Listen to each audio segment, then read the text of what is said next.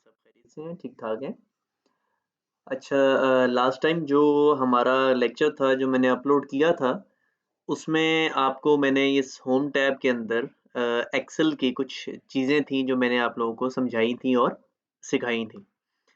जो conditional formatting तक था। कंडीशनल फॉर्मेटिंग के अंदर आप लोगों ने देखा होगा हाइलाइट सेल रूल्स की बात हुई थी, जिसमें greater than, less than, between, equal to, text that contains date occurring and duplicate values.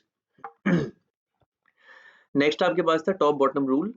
Top 10 items, जो एक लिस्ट अगर बनी हो, आप उस लिस्ट को पूरे को सिलेक्ट करके टॉप 10 आइटम्स उसमें से निकाल सकते हैं। Top 10 percentage, bottom 10 items, bottom 10 percentage, above average and below average. ये प्री डिफाइंड रूल्स हैं जो पहले से गिवन है। अगर आप कोई लिस्ट बनाते हैं, जैसे कि 1 से लेके 15 तक की लिस्ट है, आप इस पूरे को सिलेक्ट करके इनको यहाँ से क्लिक करके आप इनका सारा ये टॉप 10 आइटम्स अगर सेलेक्ट करने हैं, तो आप यहाँ से टॉप 10 आइटम्स को क्लिक करेंगे। और जब आप टॉप 10 आइटम्स को क्लिक करेंगे, तो आपको एक पेज के ऊपर एक चीज़ आ जाएगी, जो कि छोटा-सा एक बॉक्स है। यहाँ पर लिखा हुआ है format cells that rank in the top 10। आप इसको कम भी कर सकते हैं। आप देख रहे होंगे जिस तरह मैं इसको कम कर रहा हूँ, वहाँ पे रेड जो है वो कम होता जा रहा है। जिस तरह मैं इंक्रीज़ कर रहा हूँ, वो इसको इंक्रीज़ करता जा रहा है। और इसके बाद जो बॉक्स है वो है light red fill with dark red text. अब यहाँ से मैं अगर कलर चेंज करना चाहता हूँ, क्योंकि टॉप वैल्यूज हैं, टॉप वैल्यूज अगर मैं ग्रीन में करना चाहता हूँ, तो मैंने ग्रीन को सिलेक्ट किया एंड ओके प्रेस किया, तो मेरे पास ये ग्रीन टॉप 10 वैल्यूज, मतलब 1 2 3 4 5 जो हैं, ये लो वैल्यूज हैं, लोएस्ट वैल्यूज हैं। तो जो 6 7 8 9 10 11 12 13 14 एंड 15 है, ये मेरे पास जो है वो टॉप 10 की वैल्यूज आ गई। ठीक हो गया। अच्छा, अब जो नेक्स्ट मेरे पास है, जब ये कंडीशनल फॉर्मेटिंग मैंने कर ली, इसमें डेटा बार्स हैं। डेटा बार्स आपने देखे होंगे कि अगर मैं यहाँ पर कोई वैल्यू डालता हूँ, या मैं कोई फिगर एक देता हूँ, जिस तरह के 80 मार्क्स हो गए, 70 मार्क्स हो गए, एक दफ़ा मैं पूरी मार्कशीट जो है वो बना लूँगा। उसके बाद जिसे कहते हैं मार्कशीट बनाने के बाद, मैं यहाँ से कंडीशनल फॉर्मेटिंग में जाऊँगा और मैं यहाँ से डेटा बार और कलर स्केल्स डाल लूँगा। सबसे पहले जो आज का हमारा ये लेक्चर है, उसमें है कि फ़ॉर्मूला किस तरह आप इसमें डालेंगे, किस तरह इसमें आप एडिशन, सब्ट्रैक्शन, मल्टीप्लिकेशन और डिवीज़न, वो तो एक ईज़ी आपके पास फ़ॉर्मूला था ना। अभी जो आपके पास ये फ़ॉर्मूला है, ये थोड़ा-सा डिफ़िकल्ट होगा, लेकिन अगर प्रैक्टिस करेंगे तो कोई भी चीज़ डिफ़िकल्ट नहीं है, चीज़ ईज़ी है। अच्छा, अब जो नेक्स्ट चीज़ आती है, वो ये आ रही है आपके पास कि जब भी आपने इस पूरे के पूरी शीट के ऊपर कोई चीज़ परफ़ॉर्म करनी है, तो मैं आपको पहले बता दूँ कि जो मेरे पास डिवीज़न का जो सिंबल है, वो ये स्लैश है, ठीक है?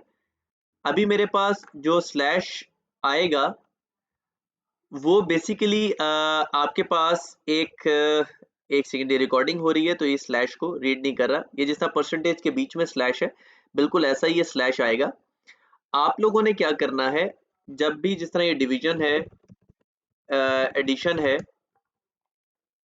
फिर उसके बाद ऐड हम कर रहे हैं, सब्ट्रैक्ट कर रहे हैं, फिर उसके बाद हम इसको मल्टीप्लाई कर रहे हैं, तो हमारे पास ऐड का आपको पता है प्लस साइन है, सब्ट्रैक्ट का जो है आपको पता है हमारे पास जो है वो माइनस का साइन आएगा, ठीक है?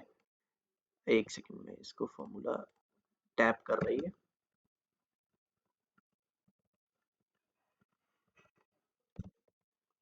फिर उसके बाद जो सब्ट्रैक्ट है, सब्ट्रैक्ट मेरे पास माइनस का साइन है।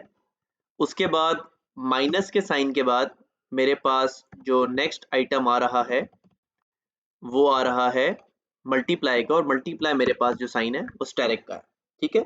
अच्छा, अब एक चीज़ देख लेगा कि जब मेरे पास ये सब चीज़ें आ गई हैं, तो मैंने जब भी कोई वैल्यू को ऐड, सब्ट्रैक्ट, मल्टीप्लाई या डिवाइड करना है, तो मैं उसको ऑटोमेटिकली दोनों सेल्स को या दोनों वैल्यूज़ को देके मैं बीच में ये साइन डाल सकता हूँ। तो मल्टीप्लाई और डिवीज़न का जो साइन है आपको मैंने बता दिया है। डिवीज़न का जिस तरह ये परसेंटेज का साइन है, इसमें से ये 2 सर्कल्स जो गोल-गोल से हैं, ये हटा दें, और इस पे जो एक स्लैश है, आप इसको यूज़ कर सकते हैं, ठीक है? अच्छा, अब जो नेक्स्ट चीज़ है वो ये है कि जिस तरह मैं अभी यहाँ पर आपको ये नेम्स लिखे हुए हैं, इसमें अगर मैं कोई नेम डाल देता हूँ, कोई भी 15 नेम्स अगर मैं डालता हूँ, जैसे आमिर हो गया, अहमद हो गया, यहाँ पे फिर हो गया बासित हो गया, इसी तरह डिफरेंट कोई भी नाम हो गया। फिर उसके बाद सारे नाम मैंने टोटल तकरीबन जिसे कहते हैं ना 15 तक जाना है। अब मैंने आमिर, अहमद, बासित, बरीहा, साथ में इसमें दानिश, फिर उसके बाद मैं कर देता हूँ फरहान, फिर उसके बाद मैं कर देता हूँ गोहर, फिर उसके बाद मैं कर देता हूँ हमीद, फिर उसके बाद मैं कर देता हूँ नवीद, फिर जिस तरह आ गया मेरे पास परवेज, फिर मेरे पास आ गया अगर मैं एक नाम डाल दूँ अली, फिर उसके बाद मैं डाल दूँ उस्मान, फिर मैं डाल दूँ यासिर, फिर मैं डाल दूँ इसके बाद नाम रेहान, फिर मैं डाल दूँ इमरान। अब ये है मेरे पास 1 से 15 की एक लिस्ट आ गई। अब जो मार्क्स की बात आ रही है, तो मार्क्स के अंदर मैं सिर्फ अभी एक एग्जांपल, लेट सपोज एक एग्जांपल है और मैंने क्या करना है यहाँ पर, एक तो स्टेटस और ग्रेड। अब मेरे पास ये जो दोनों चीजें हैं ना, मैंने इन दोनों में फॉर्मूला जो है वो डाल के ऑटोमेटिकली ग्रेड और स्टेटस जनरेट करवाना है। स्टेटस मेरे पास क्या होगा, या तो वो पास होगा या तो वो फेल होगा, और ग्रेड मेरे पास ए, बी, सी या कोई भी डी, एफ, जो ग्रेडिंग सिस्टम है उसके मुताबिक मार्क्स को देख के वो आए। अब मार्क्स मेरे पास जिस तरह आमिर है, मैं अगर रैंडम नंबर डाल देता हूँ कोई भी, जिस तरह कहते हैं कि मैंने सिर्फ देखना है कि रैंडम नंबर किस तरह डालते हैं, तो मैं डाल दूंगा इक्वल्स टू। इक्वल्स टू हमेशा तब डालते हैं जब आप कोई फॉर्मूला लिखने लगते हैं। अब मैं मार्क्स मैन्युअली भी डाल सकता हूँ, लेकिन मेरे पास अगर ज्यादा बड़ी लिस्ट है, तो ज्यादा बड़ी लिस्ट के लिए मुझे क्या करना पड़ेगा, ज्यादा अगर बड़ी लिस्ट आती है तो उसके लिए मैं फॉर्मूला के थ्रू ना यहाँ पे नंबर्स जो है वो एंटर करवा दूंगा। ठीक है। अच्छा, द फर्स्ट थिंग इज कि जब मैंने फॉर्मूला के साथ इसको एंटर करवा दिया, तो मैं फॉर्मूला डालूंगा कैसे, और किस फॉर्मूला को डालने के बाद एक रेंज आ जाएगी उन नंबर्स की। सबसे पहले इक्वल्स टू जब मैंने डाला, तो एक्सेल के सेल को पता चल गया कि मैं अभी यहाँ पर जो फॉर्मूला डालने लगा हूँ वो इक्वल्स टू के बाद अब ऐड होगा। इक्वल्स टू सेल में डालने का मतलब ये है कि अब फॉर्मूला की स्टार्टिंग हो गई है, अब ये फॉर्मूला जो है वो क्या करेगा, रीड कर सकेगा। अगर आप इक्वल्स टू नहीं डालेंगे तो जो भी कमांड देंगे वो उसको फॉर्मूला नहीं समझेगा, वो एज इट इज डिस्प्ले करवा देगा, जिस तरह आमिर, अहमद, बासित लिखा है वैसे ही। अब मैं यहाँ पे रैंडम नंबर है, तो यहाँ की कमांड होती है RAND, रैंडम की शॉर्ट फॉर्म, जैसे कि वर्ड में मैंने आपको बताई थी। यहाँ पर दो चीजें आ रही हैं, रैंडम बिटवीन। अब मुझे एक रेंज चाहिए 0 से 100 तक। 0 मार्क्स भी आ सकते हैं स्टूडेंट के, 100 भी आ सकते हैं और उसके बीच में भी आ सकते हैं। तो मैं रैंडम बिटवीन वाले को एंटर दबाऊंगा, तो मेरे पास इस सेल को डबल क्लिक करूंगा तो मेरे पास यहाँ पर इक्वल्स टू रैंडम बिटवीन की ऑप्शन आ गई। अब मैंने रैंडम बिटवीन को डबल टैप किया तो मेरे पास एक चीज आ गई नीचे, रैंडम बिटवीन का फॉर्मूला। यहाँ पर मेरा कर्सर है, bottom value and top value. अब बॉटम वैल्यू मेरे पास सबसे लोएस्ट नंबर क्या हो सकता है, 0। फिर उसके बाद जब मैंने बॉटम वैल्यू डाल दी, उसके बाद आपको एक कॉमा नजर आ रहा होगा। कॉमा मीन्स के बॉटम वैल्यू डाल दी, अब मैंने मूव करना है टॉप वैल्यू की तरफ। अब टॉप वैल्यू की तरफ जाने के लिए मैंने इधर डाल दिया कॉमा, और अब टॉप वैल्यू मतलब मेरे पास सबसे हाईएस्ट ग्रेड क्या हो सकता है, 100। मैंने 100 डाल दिया और मैंने ब्रैकेट क्लोज कर दिया। अब मैंने डाल दिया इधर एंटर, मेरे पास एक नंबर क्या आ गया, 31। अब जब मेरे पास 31 आ गया, मैं चाह रहा हूँ जितनी मेरी लिस्ट पे नाम है वो सारा आ जाए। मैंने आपको दो चीजें बताई थी कि अगर आपने सेल पूरा सेलेक्ट करना है, तो आप ये व्हाइट वाले प्लस साइन के साथ, जिस तरह ये मेरा आ रहा है कर्सर पे, आप इस तरह सेल सेलेक्ट कर सकते हैं। जैसे ये टेबल है, अगर मैंने सेलेक्ट करना है, व्हाइट प्लस साइन होगा तो मैं ये क्लिक करके ड्रैग करके लेके जा रहा हूँ, तो मेरे पास सारे सेल्स सेलेक्ट हो जाएंगे।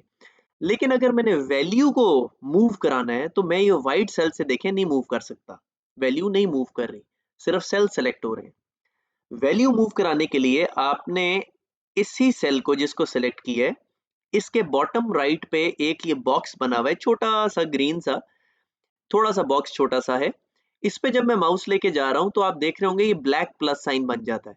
अभी व्हाइट है, ये ब्लैक प्लस साइन हो गया। या तो मैं इसको डबल क्लिक करूंगा या तो मैं इसको ड्रैग करके ऐसे नीचे ले जाऊंगा।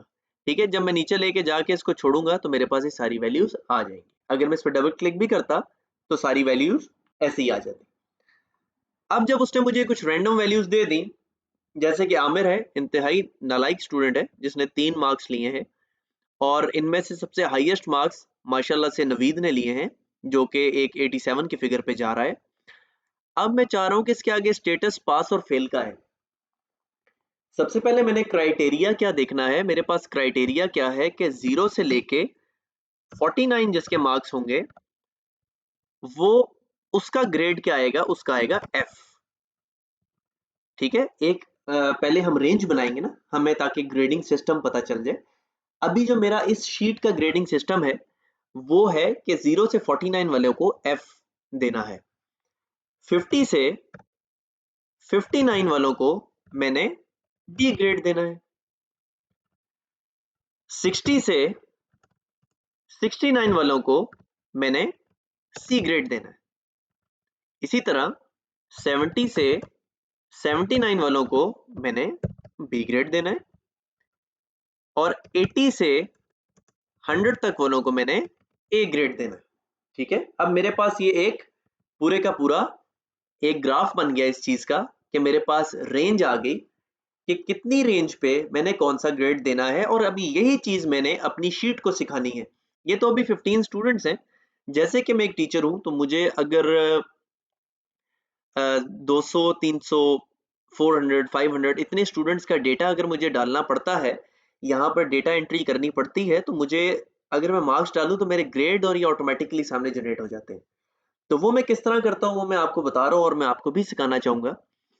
अभी जैसे कि मेरे पास ये स्टेटस आ रहा है, इस स्टेटस को मैं इक्वल्स टू का साइन अब दे के, दो चीजें हैं पास और फेल, पास और फेल।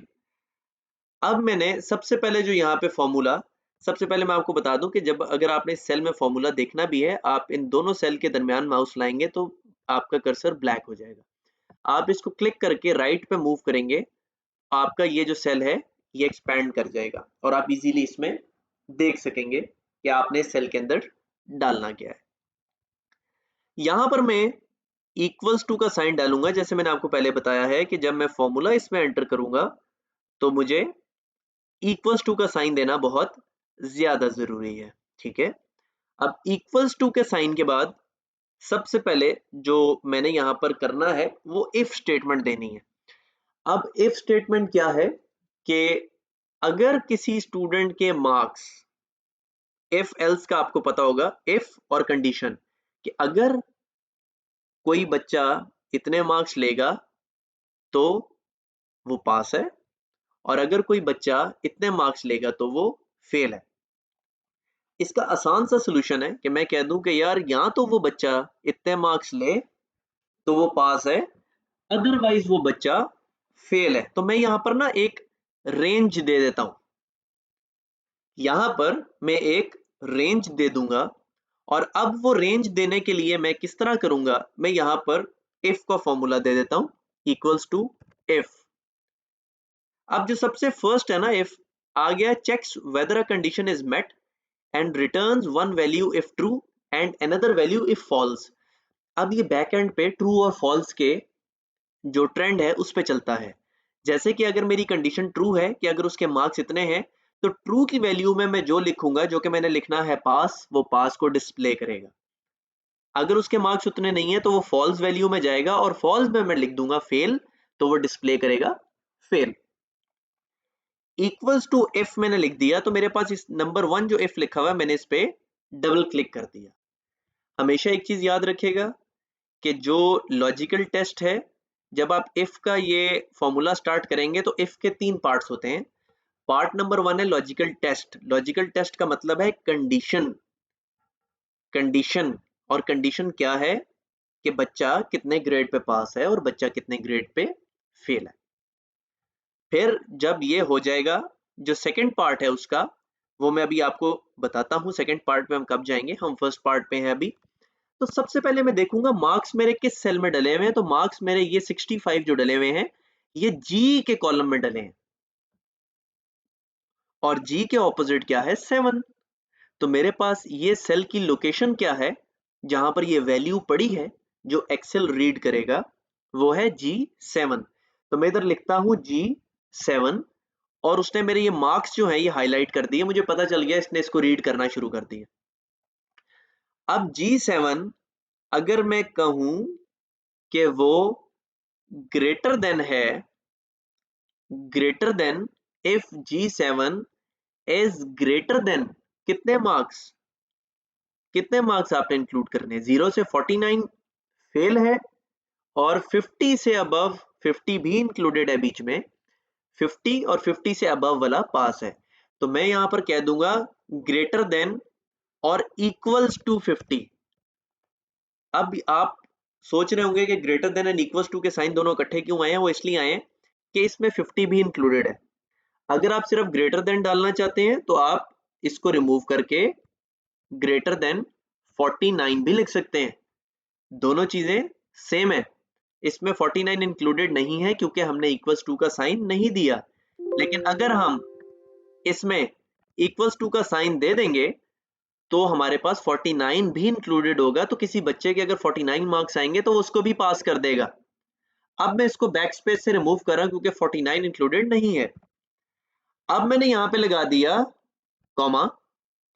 अब वो मेरे से पूछेगा कि अगर वैल्यू ट्रू होगी तो क्या लिखा है। वैल्यू अगर ट्रू होगी तो मैं इन्वर्टेड कॉमास में लिख दूंगा, यहाँ पे इन्वर्टेड कॉमास का मतलब है जो मैं इन्वर्टेड कॉमास के अंदर लिखूंगा वो एज इट इज डिस्प्ले होगा। अब आप सोच रहे होंगे कि 49 के बाद मैंने ये कॉमा क्यों डाला है। पहले एक चीज बता दूं, 49 के बाद हमारी कंडीशन खत्म हो गई है। G7 अगर 49 से ग्रेटर है तो पास है, अदरवाइज फेल है। अभी मेरी ये कंडीशन है, मैंने एक कंडीशन इंपोज कर दी।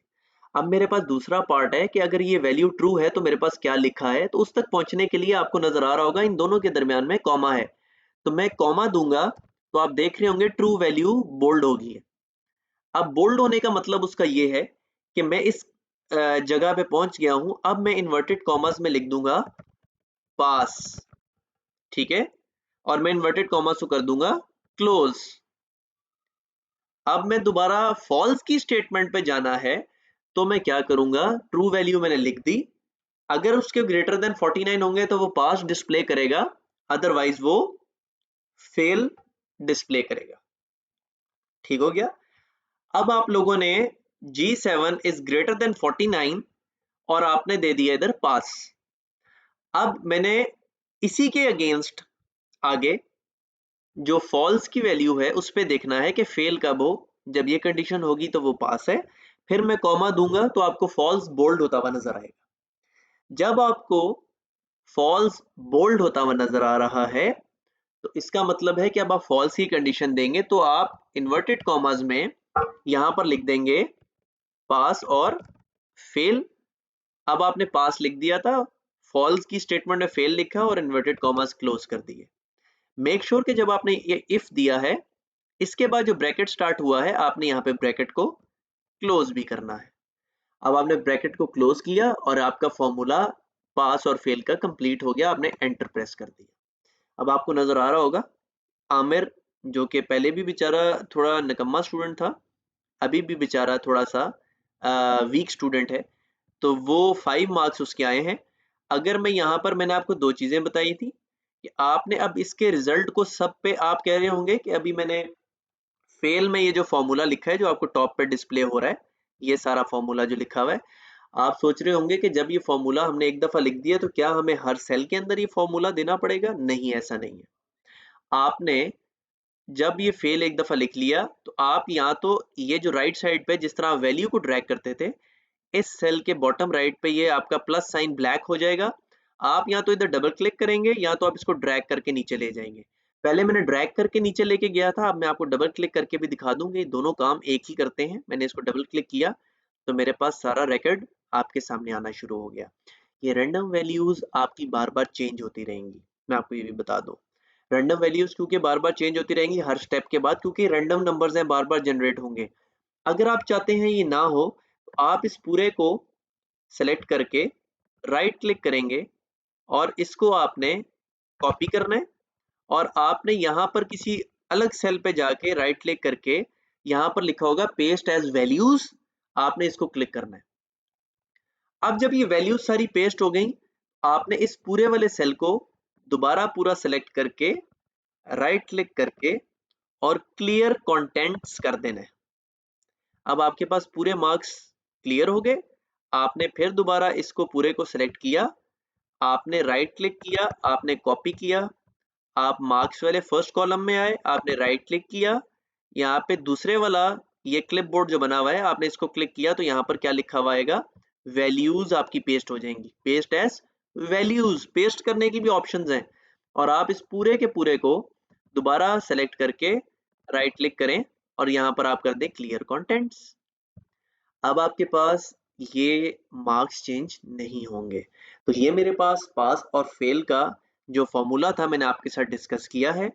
इसी के बाद ये क्योंकि वीडियो में थोड़ी सी शॉर्ट बना रहा हूँ ताकि अपलोडिंग के लिए थोड़ी इजी रहे आपके लिए भी और मेरे लिए भी अपलोड करना इजी रहे, आपके लिए डाउनलोडिंग के लिए इजी रहे। तो ये मेरे पास जो है वो एक लेक्चर था इस पे पास और फेल का, जो मैंने आपके साथ जिसे कहते हैं क्लास में भी डिस्कस किया था कि पास और फेल वाला सिर्फ ये दो कंडीशंस थी जो कि सिंपल इफ कंडीशन से आप कर सकते हैं सॉल्व। अब जो नेक्स्ट होगी वो वीडियो जो मैं अभी इसके बाद करूंगा आपको सेंड, वो है जिसमें आप grade A B C D और एफ का अकॉर्डिंग टू दिस सिनेरियो, ये जो मैंने पूरे का पूरा एक बनाया हुआ है चार्ट, इसके मुताबिक वो उसको सिलेक्ट करके करेगा। ठीक है, आई होप यहाँ तक आपको सबको क्लियर है। अगर आपको ये सब यहाँ तक क्लियर है तो फिर नेक्स्ट वीडियो पे आप मूव करेंगे जिस पे ये सारे ग्रेड्स के और यहाँ पे ऑटोमेटिकली मार्क्स को देख के यहाँ पे ग्रेड आपके पास सामने जनरेट हो जाएगा। ठीक हो गया?